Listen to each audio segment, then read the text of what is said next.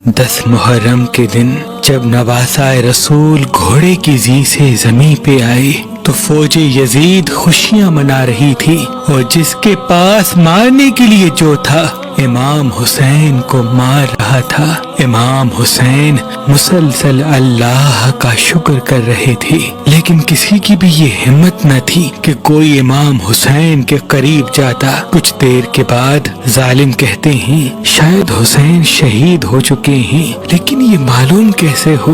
हुसैन का तो सर ही सजदे में है। इमाम जाफर सादिक अलैहिस्सलाम से किसी ने पूछा था कि ऐ नवासाए रसूल, इमाम हुसैन को करबला में सबसे ज्यादा तकलीफ कब पहुंची?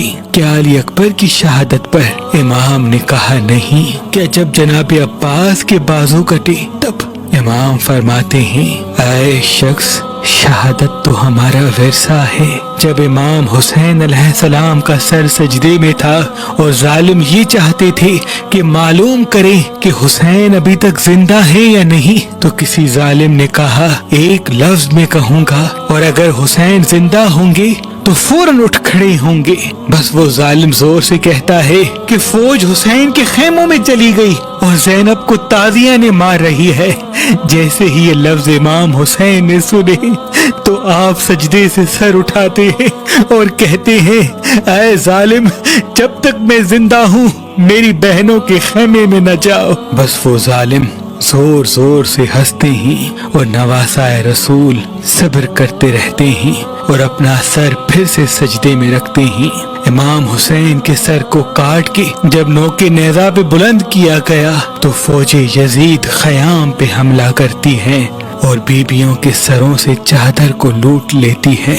बीबियों को ताजिया ने मारती है और फिर इमाम हुसैन की लाश को पामाल करने के लिए उन घोड़ों को बुलाया जाता है जिनको यमन से लाया गया था। जैसे ही घोड़े दौड़ना शुरू करें इतने में कूफे वाले आवाज देते हैं कि हम अक्सर हबीब इब्न मज़ाहिर की दावत खाते थे। ऐ उमर बिन साद, अरब में ये रिवाज है कि जो जिसका नमक खाता है उसकी तौहीन नहीं करता। हम हबीब की लाश पे घोड़े ही दौड़ाएंगे। बस हबीब की लाश को अलग किया जाता है। जौन के कबीले वाले जौन की लाश को लेके जाते हैं, बीबी उम्मुल बनीन के कबीले वाले जनाब अब्बास की लाश को अलग कर देते हैं। बस एक एक करबला के शहीद की लाश अलग की जाती है और करबला की जमीन पे सिर्फ नवासाए रसूल पड़ा रहता है और मशरिक के घोड़ों को मगरिब की तरफ, मगरिब के घोड़ों को मशरिक की तरफ दौड़ाया जाता है। इमाम हुसैन की लाश को पामाल किया जाता है। बस बीबियां रोती रहती हैं। रात ढलने लगती है और गरीबों की शाम आ जाती है। हर कोई बीबी अपने अपने जवान की लाश पे रोती रहती है। इतने में कूफे के कुछ लोग उमर बिन साद को कहते हैं कि ऐ उमर बिन साद, हमने हुसैन को प्यासा शहीद कर दिया, खैमों को जला दिया, बीबियों को बेपर्दा कर दिया।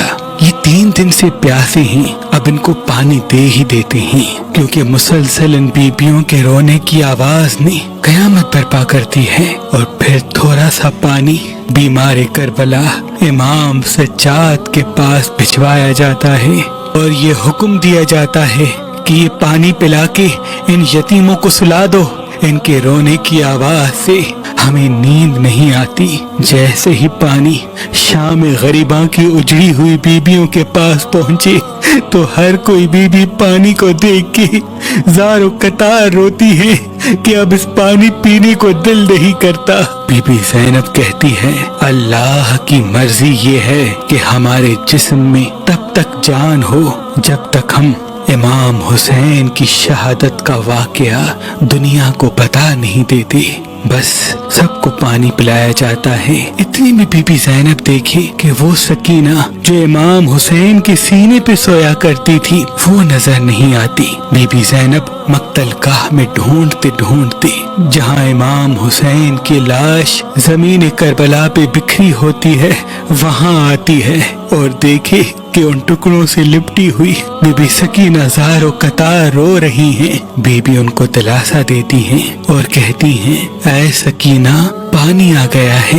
बीबी सकीना कहती है क्या मेरे चचा अब्बास वापस आ गए? बीबी ज़ैनब रो के कहती है اے سکینہ شہادت کا جام پی کے تمہارے بابا کے پاس ہیں، علی اصغر کے ساتھ ہیں، آج سے تم میرے اور اپنی ماں و باپ کے ساتھ سونا۔ اور یوں رات ڈھل کے دن کا سورج طلوع ہوتا ہے۔ 11 محرم سادات کے لیے 10 محرم سے بھی سخت تھا، کیونکہ جیسے ہی سورج طلوع ہوتا ہے تو چاروں طرف خوشی کا ماحول ہوتا ہے، اور بیچ میں رسول اللہ کی نواسیاں بے یار و مددگار بیٹھی ہوتی ہیں۔ اتنے میں عمر بن سعد کہتا ہے، اب ان بیبیوں کو قیدی بنا دو، پہلے انہیں کوفہ اور پھر انہیں شام لے کے جائیں گی۔ بی بی زینب، ام کلثوم، بی بی رباب، یہاں تک کہ بی بی سکینہ کو بھی رسیوں میں باندھ کے قیدی بنایا جاتا ہے۔ اس قافلے میں 34 بیبیاں، 80 معصوم بچے جن کی عمر 5-6 سال سے چھوٹی تھی، اور ایک بیمار امام سجاد تھا۔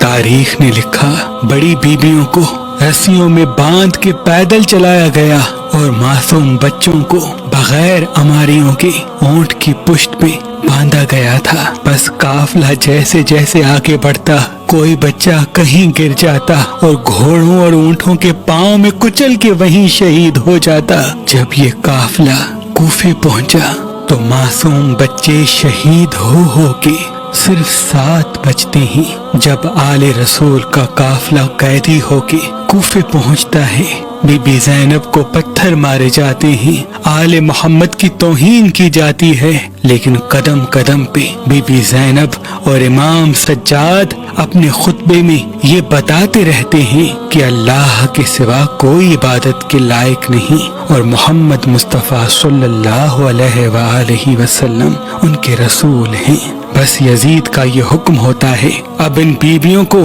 میری دربار تک لے کے آؤ تاکہ میں پوری دنیا کو بتاؤں کہ میں نے اس باغی خاندان کا کیا حشر کیا۔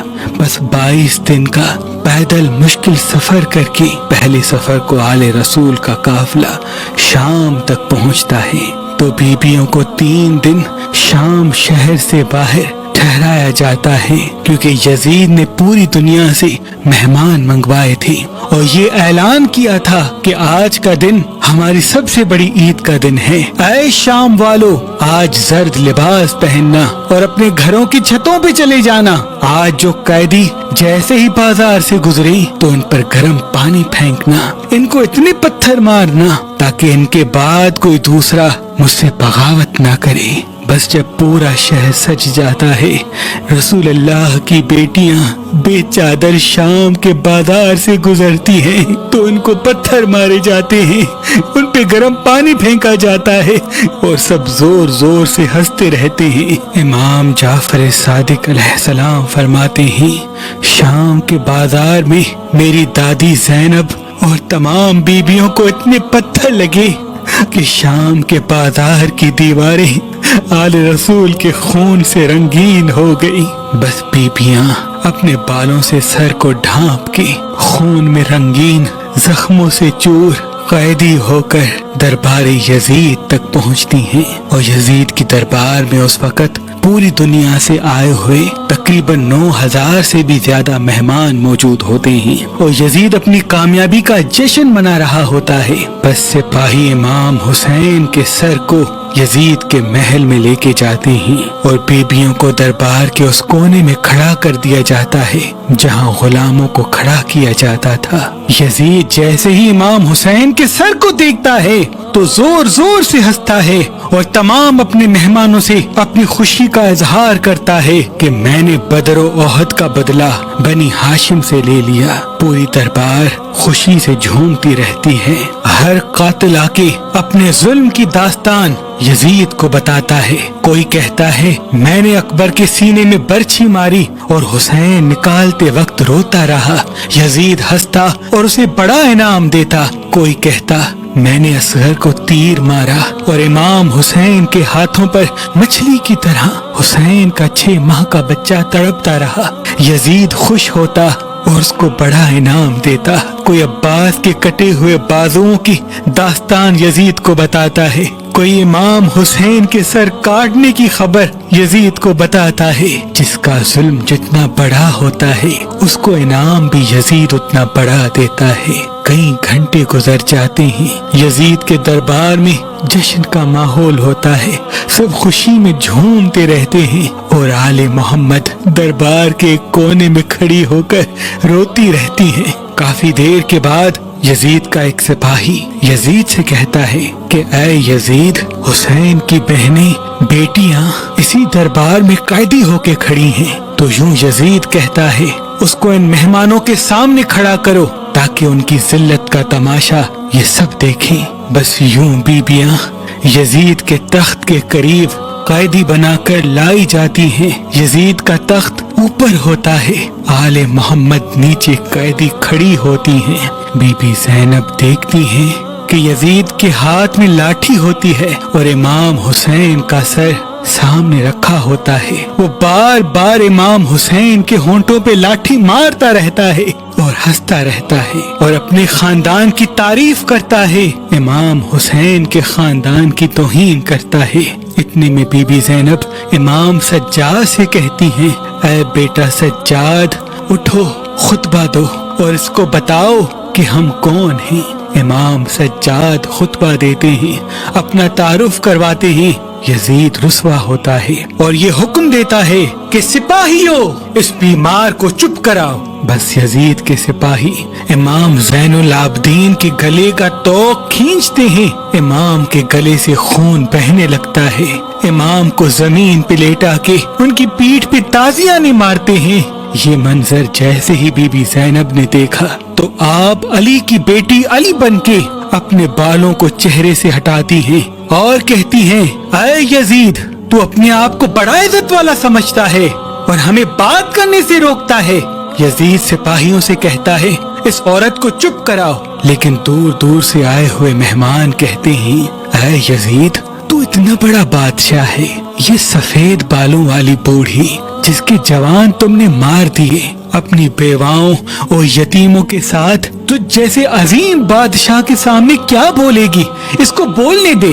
بس بی بی زینب اپنے چہرے سے بالوں کو ہٹا کے کہتی ہے، اے یزید، تو اپنے خاندان کی کیا عزت بیان کرتا ہے؟ تیرے آباء و اجداد تو ہمارے خاندان کے آزاد کیے ہوئے غلام ہیں۔ اے یزید، جس حسین کا سر تیرے سامنے رکھا ہوا ہے، میں نے خود اپنی آنکھوں سے دیکھا کہ اللہ کے رسول اس سر کو بار بار چوما کرتے تھے، اور جن ہونٹوں پہ تو اپنی لاٹھی مار رہا ہے، رسول اللہ ان ہونٹوں کا بار بار بوسہ لیا کرتے تھے اور پورے جہان کو بتاتے تھے کہ یہ میرا نواسا حسین جنت کے جوانوں کا سردار ہے۔ اے یزید، تیری یہ حکومت چند سانسوں کی ہے، بس جی بھر کے اپنی سانسیں لے لے۔ تو چاہے جتنی بھی کوشش کر لے، لیکن اللہ ہمارے ذکر کو مٹنے نہیں دے گا اور قیامت تک تم پہ لعنت برستی رہے گی۔ جب تو مر کے روز محشر رسول اللہ کا سامنا کرے گا تو اسے کیا کہے گا کہ اس کے خاندان کو قیدی کر کے بازاروں میں پھرایا تھا، بے جرم و خطا ان کے بچوں کو قتل کر ڈالا تھا۔ یہ دیکھ کے دربار ہل جاتا ہے اور تمام مہمان نفرت کی نگاہ سے یزید کو دیکھتے ہیں۔ یزید غصے میں کہتا ہے، اس بوڑھی عورت کا سر کاٹ دو۔ سپاہی آگے بڑھتے ہیں، اتنے میں بی بی فضا جو جناب سیدہ فاطمہ الزہرا سلام اللہ علیہا کی کنیز تھی اور حبش کی ملکہ تھی جو جناب زینب کے ساتھ قیدی بنی ہوئی دربار میں موجود تھی، وہ بی بی زینب کے آگے آ کے کہتی ہے، اے یزید کی فوج میں حبش کے رہنے والوں، پہچانو، میں فضا ہوں، تمہاری ملکہ۔ آج تمہاری غیرت کہاں گئی ہے کہ تم تلواریں لے کے مجھ پہ حملہ کرو گے؟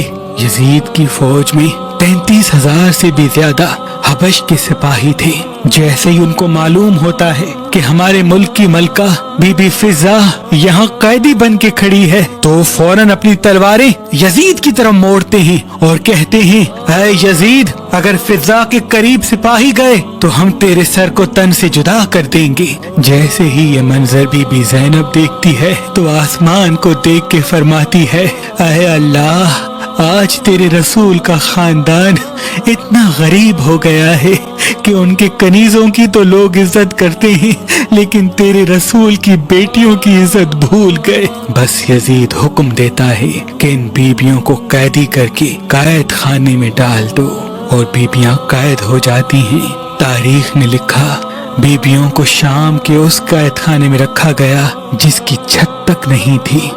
پورا دن بیبیاں دھوپ میں بیٹھی رہتی اور امام حسین کے غم میں روتی رہتی۔ بس کچھ دنوں میں یزید کو یہ علم ہوتا ہے کہ حسین سب سے زیادہ محبت اپنی چھوٹی بیٹی سکینہ سے کرتے تھے۔ یزید نے کہا کہ سکینہ کو ان تمام بیبیوں سے الگ زندان میں ڈال دو، وہاں ڈالو جہاں یہ اندھیرے میں گھٹ گھٹ کے اپنے باپ پہ روتی رہے۔ بی بی سکینہ کو جن کی عمر صرف 4 سال کی ہوتی ہے اندھیرے زندان میں ڈال دیا جاتا ہے، اور وہاں رو رو کے بی بی سکینہ شہادت کا جام پی لیتی ہے۔ اور وہ جو مہمان جنہوں نے دربار میں بی بی زینب کا خطبہ سنا اپنے گھر جب واپس جاتے ہیں بی بی زینب کا خطبہ ہر کسی کو بتاتے ہیں، اور یوں یزید کی حکومت جہاں جہاں پھیلی ہوتی ہے یزید کے لیے نفرت بڑھتی جاتی ہے۔ بالآخر یزید کے وزیر جہاں جہاں سے گزرے انہیں تانے ملتے ہیں کہ یہ یزید کیسا بادشاہ ہے، رسول اللہ کے منبر پہ بیٹھتا ہے اور رسول اللہ کے اولاد کو قتل کرواتا ہے، ان کی مستورات کو آج تک قید میں رکھا ہوا ہے۔ یہ باتیں جب حد سے زیادہ پھیل جاتی ہیں تو یزید کے وزیر یزید کو مشورہ دیتے ہیں، ان بیبیوں کا دیر تک قیدی رہنا یہاں بہتر نہیں ہے، اب ان کو رہا کر دیتے ہیں۔ یوں بیبیوں کو رہائی ملتی ہے اور بی بی زینب تقریباً 2 سال کی قید کے بعد تمام بیبیوں کے ساتھ امام حسین کی قبر پہ پہنچتی ہیں اور رو رو کے پورے سفر کا حال بتاتی ہیں۔ جب بیبیاں واپس مدینے آتی ہیں تو مدینے والے بیبیوں کو پہچان نہیں پاتے کیونکہ ان کے چہرے کے رنگ دھوپ میں بیٹھنے کی وجہ سے سیاہ پڑ گئے تھے۔ بی بی زینب مسلسل امام حسین کی شہادت اور اپنے قائد ہونے کی بات مدینے میں ہر کسی کو بتاتی رہتی ہیں، اور دور دور سے مدینے سے لوگ بی بی زینب کے پاس آتے اور امام حسین کا ذکر سن کے روتے، اور یوں مدینے کے لوگ یزید سے دن بدن نفرت کرنے لگتے ہیں۔ یہ بات جب مدینے کے حاکم کو پتہ چلی وہ یزید کو خط لکھتا ہے اور یزید کہتا ہے کہ بی بی زینب کو مدینے سے جلا وطن کر دو۔ بی بی زینب کے شوہر جن کا نام عبداللہ ابن جعفر تھا، ان کی زمین مصر میں بھی تھی، شام میں بھی تھی اور مختلف ممالک میں بھی تھی۔ اللہ نے انہیں صاحب دولت بنایا تھا۔ تو یوں حضرت عبداللہ بی بی زینب کے ساتھ پہلے مصر جاتے ہیں، وہاں قیام کرتے ہیں، اور جب مصر سے بھی بی بی زینب کو جلا وطن کر دیا جاتا ہے تو بی بی زینب ایک رات خواب دیکھتی ہیں کہ بی بی سکینہ ان کو یاد کر رہی ہیں اور تنہا زندان میں رو رہی ہیں کہ اے میرے بابا حسین آپ کہاں ہیں۔ جیسے ہی بی بی زینب خواب سے بیدار ہوتی ہیں اپنے شوہر عبداللہ سے کہتی ہیں اے عبداللہ جو تمہاری زمین شام میں پڑی ہے ہم وہیں مقیم ہوتے ہیں، کیونکہ حسین نے مجھے اپنی بیٹی سکینہ کے لیے وصیت کی تھی کہ اس کا خیال رکھنا۔ بس بی بی شام میں آتی ہے اور جہاں باغ جعفر تیار ہوتا ہے جو زمین بی بی زینب کو حضرت عبداللہ نے حق مہر میں دی تھی وہاں مقیم ہوتی ہیں۔ جیسے ہی یہ علم یزید کے ساتھیوں کو ہوتا ہے کہ بی بی شام آ چکی ہیں اور شام کے لوگ بھی بی بی زینب کے پاس جاتے ہیں اور امام حسین کی شہادت کا واقعہ سنتے ہیں تو وہ زہر دلا کے 15 رجب 64 ہجری کو بی بی زینب کو شہید کروا دیتا ہے، اور یوں اسی شام شہر میں بی بی زینب کا روزہ بنتا ہے جس شہر میں بی بی زینب کو قیدی بنا کے لایا گیا تھا۔ جیسے جیسے وقت گزرتا جاتا ہے اموی خاندان کی حکومت اللہ زمین سے مٹا دیتا ہے اور سادات کا احترام دلوں میں بڑھا دیتا ہے۔ آج بھی جو بھی انسان شام جاتا ہے تو شام والے کہتے ہیں کہ اس شام کی ملکہ بی بی زینب سلام اللہ علیہا ہے، ان کے روزے پر چراغ جلتے رہتے ہیں، لاکھوں کی عزتمند آ کے دہلیز چومتے ہیں، اور اسی شام میں یزید کی قبر تک کا نشان نہیں ملتا۔ بے شک جو اللہ کے لیے اپنا سب کچھ قربان کرتے ہیں تو اللہ بھی اس کے ذکر کو زمین سے مٹنے نہیں دیتا۔ آپ یہ اسلامک پروگرام نظام حق پروڈکشن کی جانب سے دیکھ رہے ہیں۔ آپ ہمارے چینل کو سبسکرائب کریں، ویڈیو کو شیئر، لائک اور کمنٹ کریں۔